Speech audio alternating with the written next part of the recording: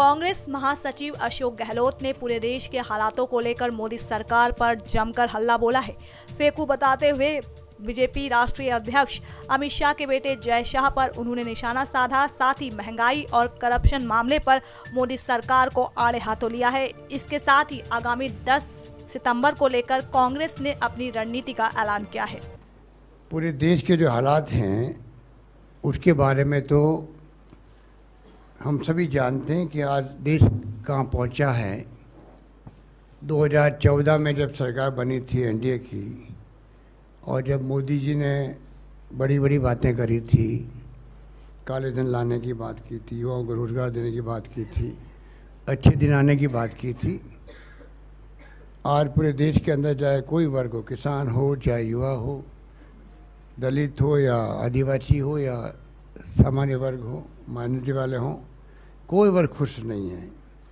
और ऊपर से जो आरोप लगाए सरकार ने, राहुल गांधी जी ने, उसका वो जवाब नहीं दे पाए।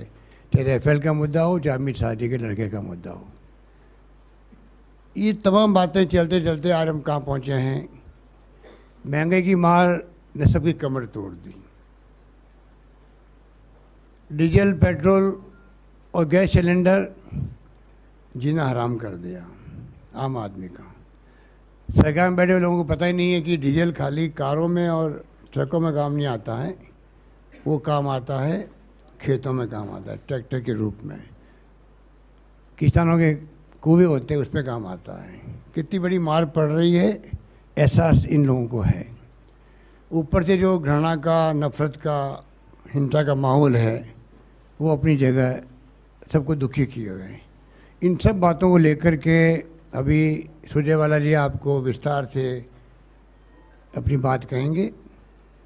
मैं जो निर्णय हुआ है, आज सुबह से हम सब बैठे जो यहाँ पर मंच पे, अमर पटेल साहब ने कोऑर्डिनेट किया और सब जनरल सेक्रेटरी की मीटिंग भी हमने करी। उसके बाद में प्रदेश कांग्रेस के अध्यक्षगण आए थे पूरे देश के, उनसे बातचीत करी और सब ने मिल के तय किया। और हमारी साथ साथ में साइमल्टेनियसली विपक्षी पार्टियों से बात भी हो रही है। हम क्यों नहीं सब मिलकर के इस सरकार को जगाने के लिए और पूरे देश के लोगों में जो भयंकर आक्रोश है उनकी भावनाओं का आदर करते हुए और आदर करने के लिए हम देशवासियों का आह्वान करें कि 10 तारीख को, मंडे को, भारत बंद का हम लोग कॉल दें।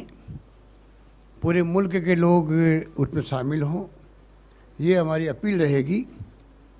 और तमाम पेट्रोल पंप जितने ही हैं देश के अंदर, वहाँ पर सिंबॉलिक धरना दें। सुबह 9 बजे से लगा कर के 3 बजे तक का फैसला किया है, जिससे कि जनता को असुविधा नहीं हो। और इस प्रकार से जो निर्णय किया गया उसकी जानकारी मैं आपको दे रहा हूँ। और ये भी कहना चाहूँगा अंत में कि ये सरकार की पूरी तरह लापरवाही भी है कि कीमतें बढ़ती जा रही है। अंतर्राष्ट्रीय कीमतें कम होने के बावजूद भी रोज़ के रोज़, और जो मूल कीमत है तेल की उससे अधिक टैक्स लग रहे हैं। मुझे याद है कि ये कई बार प्राइस बढ़ती हैं। यूपीए गवर्नमेंट वक्त बढ़ी थी, उसी वक्त हमारी डॉक्टर मनमोहन सिंह जी ने, सोनिया गांधी जी ने निर्देश दिए। हम लोगों ने 25 रुपये कम किए, एलपीजी गैस सिलेंडर के कम किए, पेट्रोल के, डीजल के दाम हमने टैक्स कम किए। तो आज ये सरकार, केंद्र सरकार के टैक्सेस है वो कम कर सकती है। इनके पास सरकारें इतनी है, वो अगर निर्देश दे तो वो कम कर सकते हैं टैक्सेस, प्राइस कम हो सकती है, पर किसी का भी ध्यान नहीं जा रहा है। ऐसे हालात में हम लोग चल रहे हैं। इसलिए हम यही कहना चाहेंगे कि जितने देश में संस्थाएं हैं, एनजीओ हैं, एक्टिविस्ट हैं, उन सबको आगे आना चाहिए और जन भावनाओं का आदर करते हुए सहयोग करना चाहिए। बताते चलें आपको, इस वक्त देश में महंगाई चरम पर है, तो वहीं पेट्रोल और डीजल के दामों में लगातार हो रही बढ़ोतरी ने आम जनता की जेब ढीली करने का काम कर दिया है। SPN 9 न्यूज रूम की report. Start your career with us. अगर आप भी बनना चाहते हैं एंकर और रिपोर्टर, वीडियो एडिटर, कैमरामैन या फिर स्क्रिप्ट राइटर, तो हमें संपर्क करें।